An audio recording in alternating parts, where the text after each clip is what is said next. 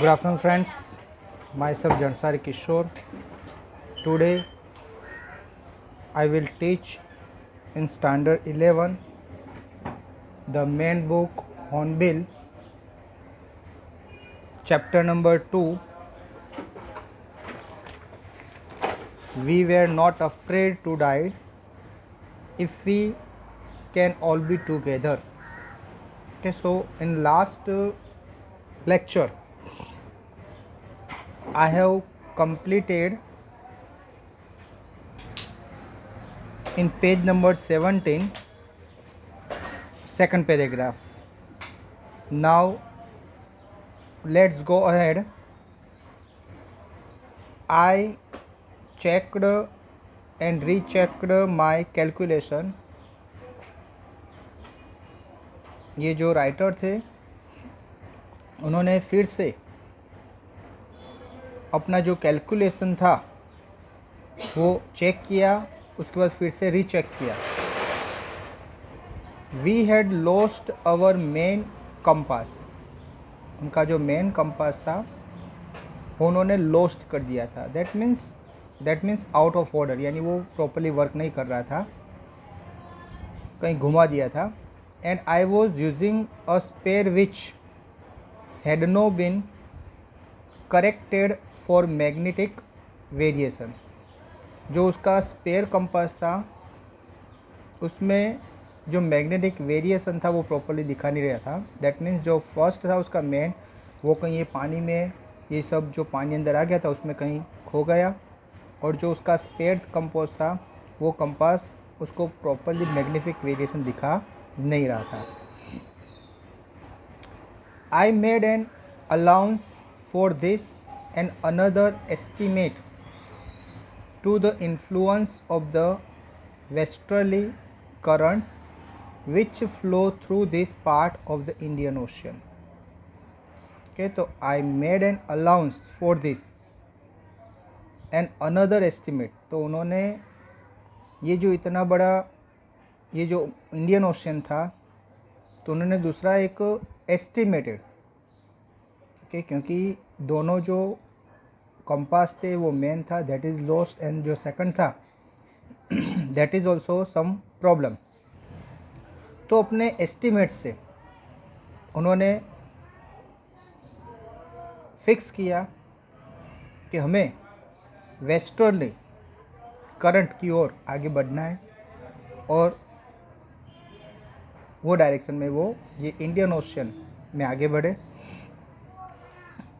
Okay, सो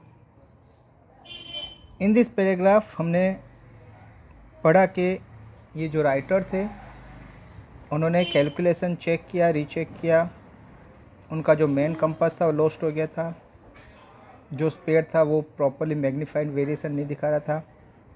उसने estimated सोचना start किया और ये इंडियन ओशन में राइट रास्ता फाइंड आउट करने का ट्राई किया. अबाउट 2 PM, 2 बजे, I went on deck. Writer deck पर गए एंड आस्क्ड लेरी. लेरी कौन था? Crew member. Asked Larry to steer course of 185 degree. उसने कहा कि ये जो स्टेयरिंग है उसको 185 डिग्री क्या करो, कोर्स कर दो, यानी स्टेयरिंग को 185 डिग्री में घुमा दो. इफ़ वी वेर लकी, अगर हम लकी हो गए. I told him with a conviction I did not feel. If we were lucky, अगर हम लकी हुए तो. राइटर ने लेरी को कहा विथ अ कन्विक्शन. कन्विक्शन यानी जैसे वो श्योर था कि आई डिड नॉट फील. ओके, वो फिर भी कन्विक्शन था, लेकिन फिर भी उनको ये भी था कि भाई शायद डाउट भी है. He could expected to see the island at about 5 PM. तो उसने डिसाइड किया कि अगर हम जो लकी है और मैंने जो कन्विंस किया है अगर वो परफेक्ट है, मैंने जो एक्सपेक्ट किया है, तो अगर परफेक्ट होगा तो हम 5 बजे वो आइलैंड पर पहुंच जाएंगे. ओके, ये उसने डिक्लेयर किया. ओके फ्रेंड्स, तो ये जो पैराग्राफ में पढ़ा कि 2 बजे ये जो राइटर था वो डेक पर गया, लेरी को कहा कि 185 डिग्री में क्या करो, ये अपना जो बोट थी जिसका नाम था वेव वेकर, उसको घुमाओ. अगर हम लकी है तो, और मेरी जो कैलकुलेशन अगर परफेक्ट है तो हम 5 बजे आइलैंड पर पहुंच जाएंगे। Now then with a heavy heart, उसके बाद दुखी होकर, आई वेंट बिलो, वो नीचे गया। क्लाइम्ड ऑन माई बंक, वो अपनी बंक यानी जहाँ सोने की जगह है, ओके, तो वहाँ अपने बंक पर चला गया क्लाइंब करके। एंड अमेजिंगली डॉज्ड ऑफ, यानी सो जाना, उसको बहुत ही नींद आई थी, तो वो अपने बंक पर क्लाइंब करके वो वहाँ पर सो गया। When I walk it was 6 PM, writer को नींद आ गई, वो सो गए। अभी जब वो उठे, okay, that time the time is 6 PM, यानी 6 बज गए थे। अभी उसने आगे क्या बोला था कि भाई, उसने जो डायरेक्शन दिया, बोला कि अभी हम लकी है तो हम 5 बजे आइलैंड पर पहुंच जाएंगे, लेकिन अभी कितने बज गए? 6 बज गए, ओके। एंड ग्रोविंग डार्क, अंधेरा हो गया था। I knew we must have missed the island, अंधेरा हो गया था, उसको लगा कि शायद हमने आइलैंड को क्या कर दिया है, मिस कर दिया है, क्योंकि उसके काउंटिंग के हिसाब से, उसकी कैलकुलेशन के हिसाब से वो आइलैंड 5 बजे आ जाना था, लेकिन अभी तक आया नहीं। दैट मीन्स 6 बज गए, फिर भी वो आइलैंड नहीं आया था। दैट मीन्स कि उन्होंने शायद सोचा कि हमारा जो आइलैंड है वो क्या हो गया है, मिस हो गया है। And with the sail we had left, और हमें आगे भी क्या करना है, बढ़ते रहना है। We couldn't hope to beat back into the westerly winds, we couldn't, हमें कोई होप नहीं थी कि हम फिर से ये जो वेस्टर्ली विंड्स है उसको हम बीट कर सके, उसको हरा सके, उसको मार सके, यानी उसकी कोई होप नहीं थी। यानी उनको अभी श्योर हो गया था कि डेफिनेटली अभी हम अपने आप को बचा सकते नहीं हैं। ओके फ्रेंड्स, तो ये जो पैराग्राफ था उसमें हमने पढ़ा कि वो दुखी होकर वो पहले नीचे गया और अपना जो बंक यानी जो सोने की जगह थी उसके ऊपर क्लाइंब करके, वो उसको नींद आ रही थी, वो सो गया।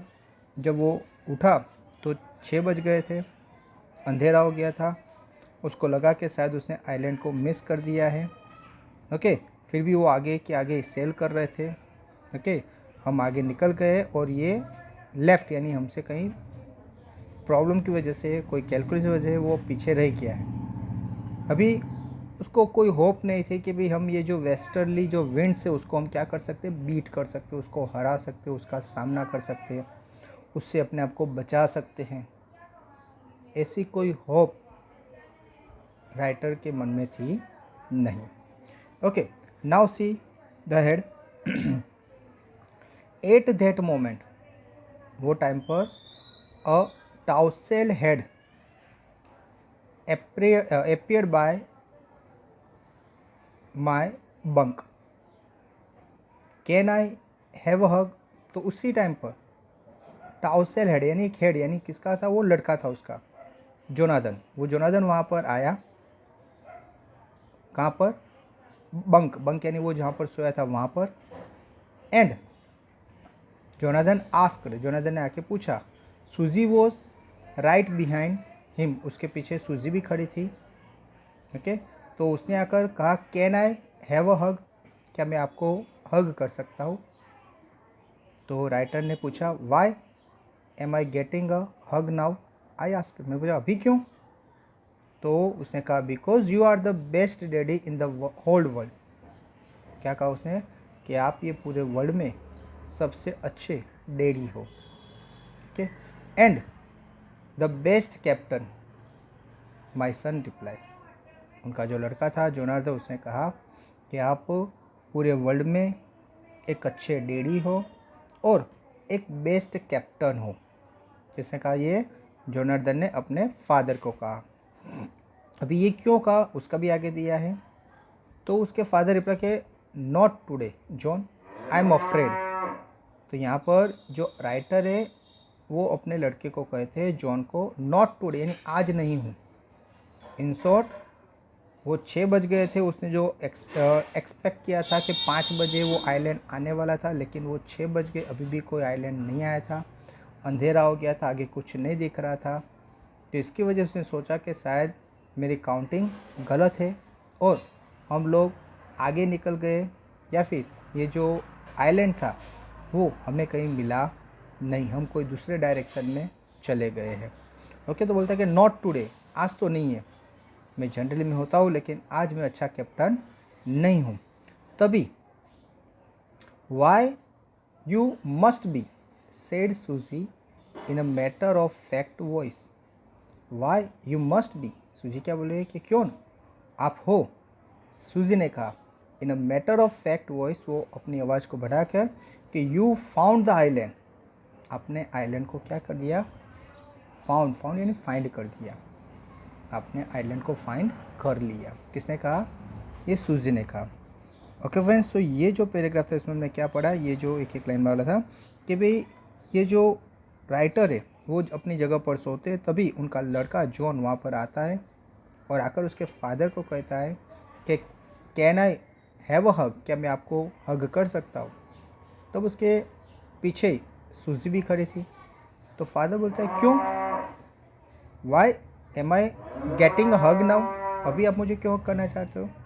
तभी ये जो जोनाथन उसने कहा कि बिकॉज आप पूरे वर्ल्ड में, ओके, पूरे वर्ल्ड में बेस्ट डैडी हो और एक बेस्ट कैप्टन हो। ओके, ये जोनाथन ने कहा।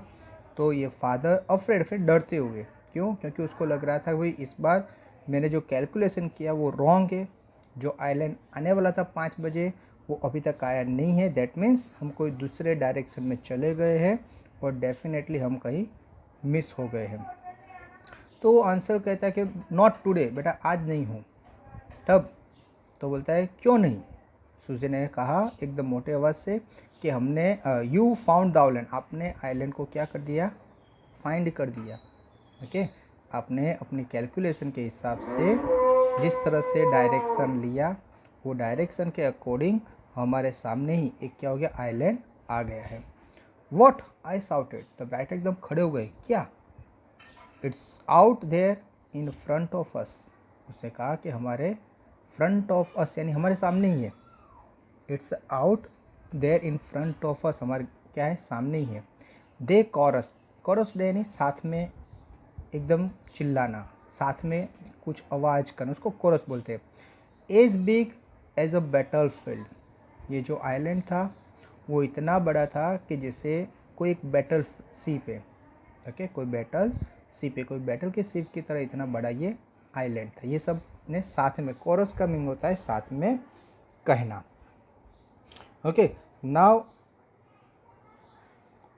आई रस्ड ऑन डेक, ये जो राइटर थे वो पहले क्या कर रहे थे, वो अपने बंक पर सो रहे थे, अभी वो वहाँ से एकदम रस जैसे भागते हुए कहाँ पर गए, डेक, डेक पर गए। एंड गेज्ड, गेज्ड यानी देखना, क्या देखा, with a relief at the stark outline of Ile Amsterdam, Ile Amsterdam is the name of the island. वो जो आइलैंड पर पहुँचे थे वो आइलैंड का नाम था एल एम्स्टर्डम। तो भागते हुए डेक पर गए, वहाँ पर वो रिलीफ हुए और उन्होंने सामने देखा कि जो आइलैंड जिसका नाम था एल एम्स्टर्डम वो उनके सामने था।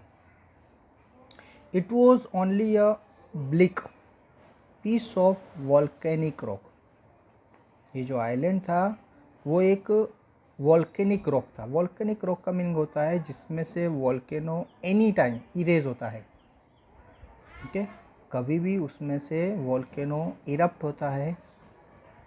अभी जहाँ पर वॉल्केनो इरप्ट होता है उसके आसपास के जितने भी एरिया है वो पूरे कैसे रहेंगे, एकदम हॉट रहेंगे।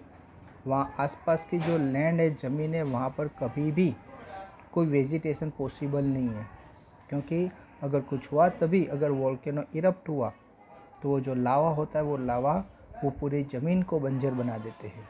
ओके, तो यानी ये जो पूरा आइलैंड था एल एम्स्टर्डम वो वॉल्केनिक एक रॉक था with little vegetation.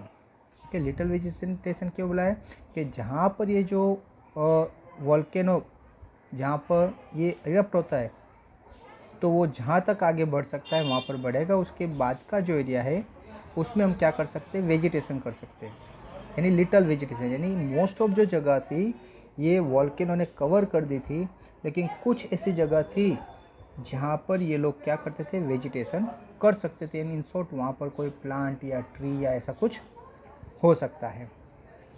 The most beautiful island in the world, अभी राइटर बता रहे हैं कि ये जो आइलैंड था वो आइलैंड पूरे वर्ल्ड में सबसे ब्यूटीफुल आइलैंड था।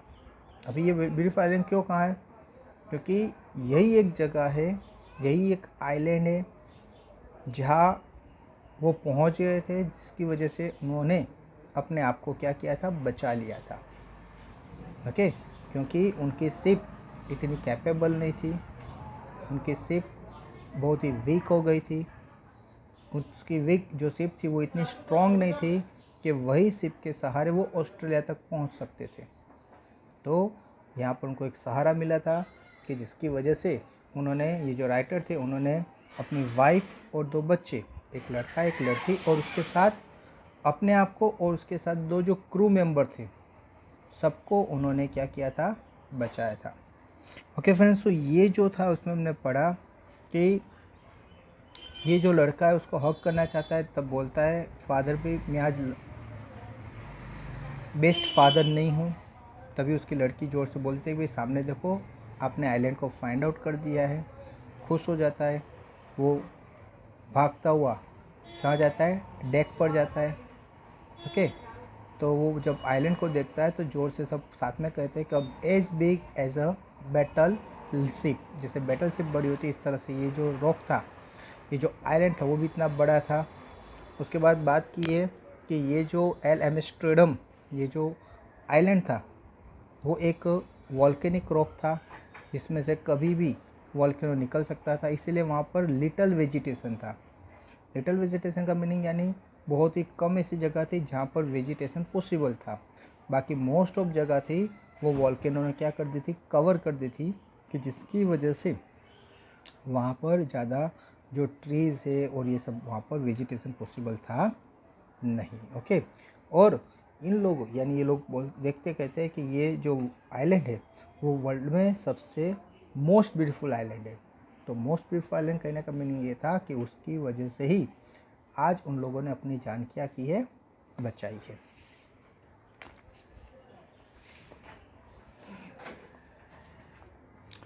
Okay friends, so next page,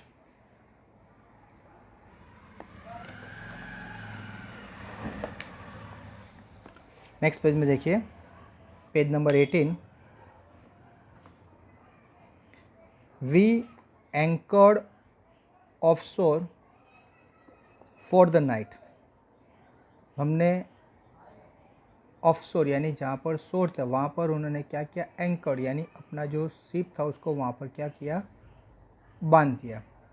okay, for the night, night के लिए।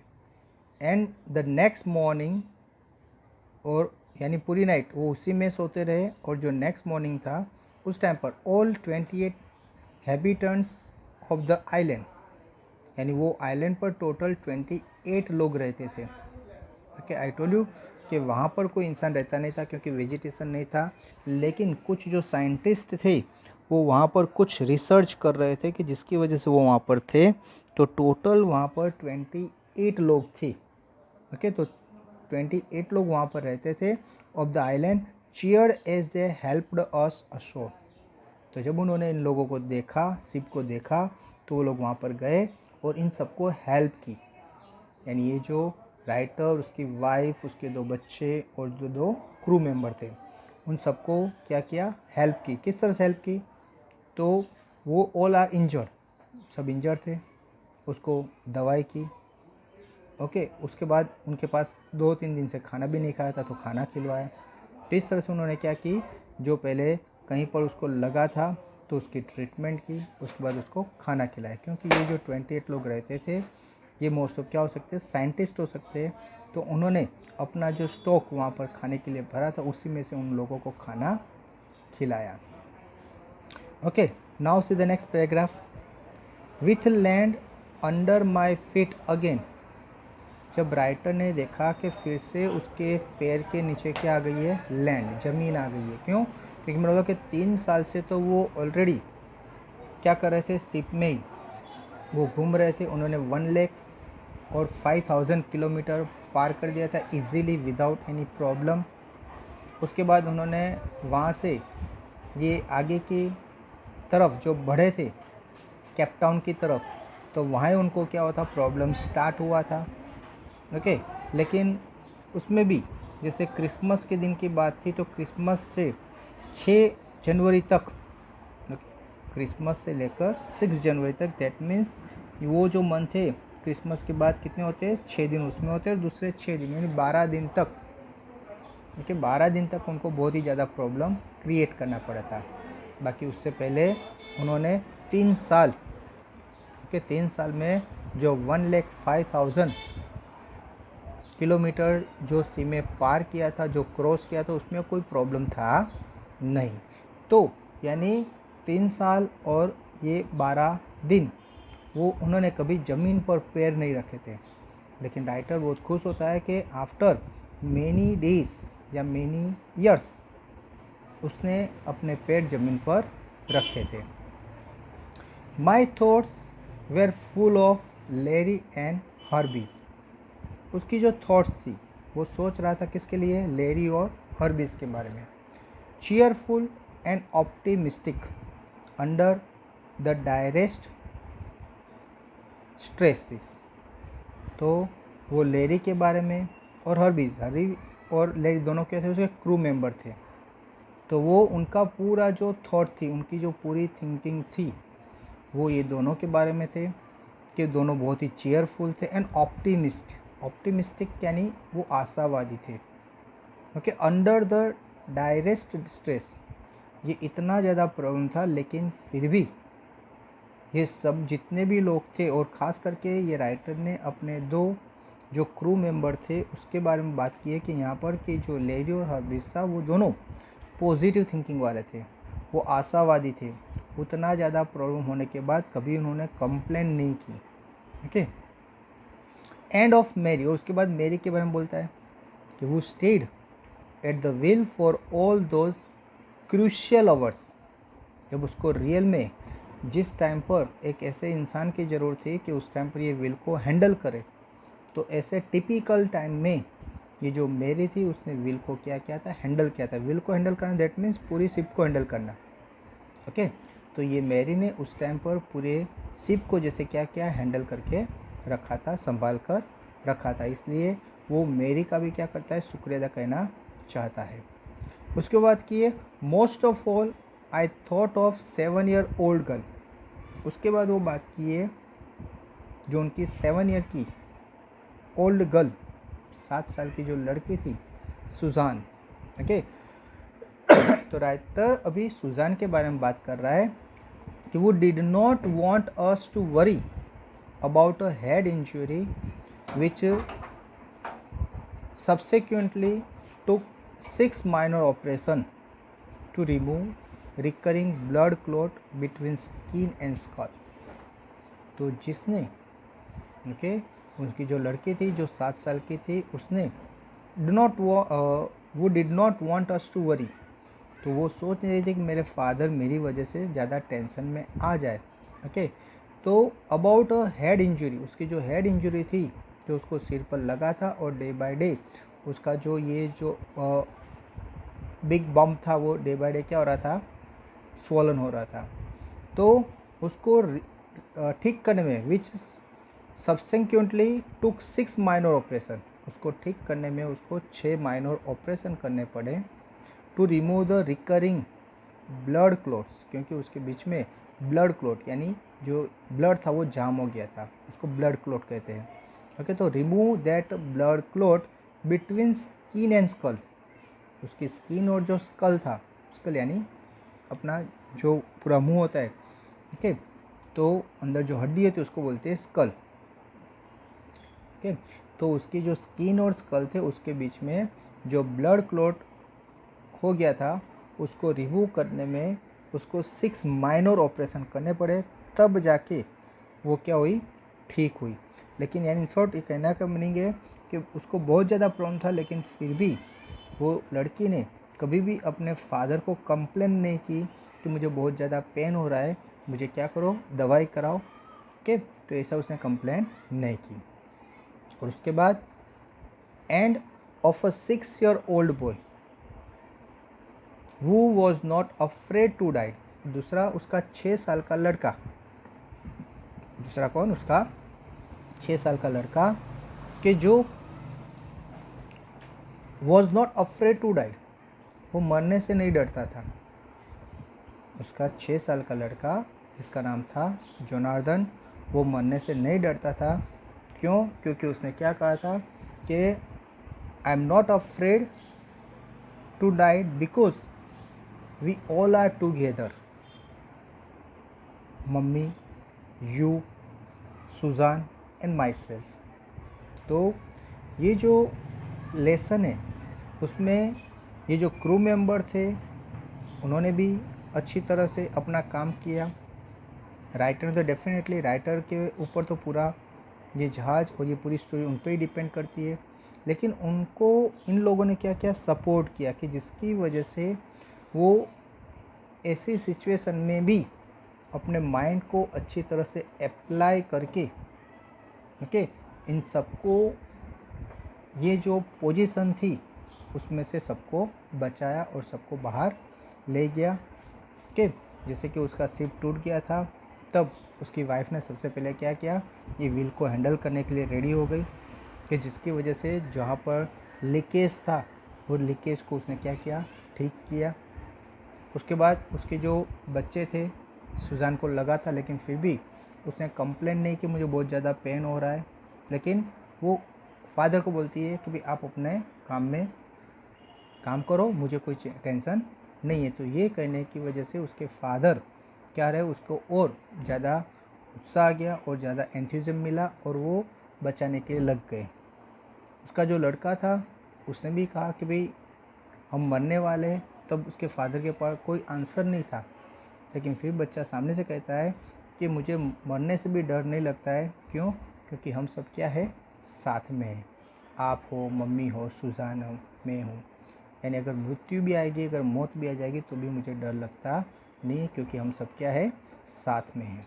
तो ये सब, और दूसरे उसके जो क्रू मेंबर थे उन्होंने भी जब पानी भर गया तो उसने मैन्युअली, जैसे लगा कि कोई मोटर वर्क नहीं कर रही है, तो उन्होंने मैन्युअली ये पानी को निकालने के लिए ट्राई करते रहे। और ये उसका जो मास्टर था, यानी ये जो राइटर था, उसको सब तरीके से वो हेल्प के लिए क्या थे, रेडी थे। ओके, तो यहाँ पर ये राइटर को हर एक की तरफ से अच्छा सपोर्ट मिला था कि जिसकी वजह से वो सोचता है कि मैंने ये सबको क्या कर सका, बचा सका, और सबको एक आइलैंड पर, क्योंकि उसके पास आइलैंड था वो पता था, लेकिन वहाँ पहुँचने के लिए जो डायरेक्शन के लिए क्या चाहिए, कंपास। तो कंपास भी नहीं था, उनका जो मेन कंपास था वो क्या हो गया था, लॉस्ट हो गया था। और जो दूसरा जो स्पेयर था वो क्या हो गया था, उसमें मैग्नेटिक वेरिएशन नहीं दिखा रहा था प्रॉपरली, लेकिन अपने कैलकुलेशन से उसने अपने दिमाग से अपना डायरेक्शन क्या किया, फिक्स किया, और वो डायरेक्शन को उस डायरेक्शन में क्या किया, उसने अपने जहाज़ को, अपने वेव वॉकर को इस डायरेक्शन में घुमा दिया। और उसने जैसे बोल दिया कि अगर हमारा अंदाज़ा सही है तो 5 बजे हम आइलैंड पर पहुंच जाएंगे। और वो जो आइलैंड है उसका नाम क्या था, एल एम्स्टर्डम। ये आइलैंड पर वो लोग पहुंच जाएंगे। लेकिन जब वो सो गया, सोने के बाद उठा, 6 बज गए थे, लेकिन फिर भी वो आइलैंड उसको दिखा नहीं था। तो उसकी जितनी भी होप थी वो चली गई थी कि भाई शायद अभी हम कोई ज़िंदा बचेंगे नहीं। लेकिन उसकी लड़की और उसका लड़का भागते हुए आते हैं और वो बताते हैं कि हम एक आइलैंड, यानी उसके फादर ने, यानी वो बताते कि आपने आइलैंड क्या कर दिया, फाइंड आउट कर दिया। जब ये फादर ने सुना तो सरप्राइज़ हो गए, भागते हुए डेक पर गए तो डेक के सामने देखा तो एक आइलैंड था, वो एक बैटल शिप की जितना बड़ा था। ओके, तो वो नाइट को वहाँ पर रह गए और वहाँ पर जो 32 हैबिटेंट्स से उन लोगों ने इसको क्या किया, बचाया, और उनको जितनी हो सके उतनी उन लोगों ने क्या की, हेल्प की। ओके, वहाँ पर वो इतने सारे लोग रहते थे तो उनके पास सब कुछ मटेरियल होगा पहुँचने के लिए, बाहर जाने के लिए। तो उसी जहाज़ में शायद ये लोग क्या हो गए, अपने घर वापस पहुँच पाएंगे।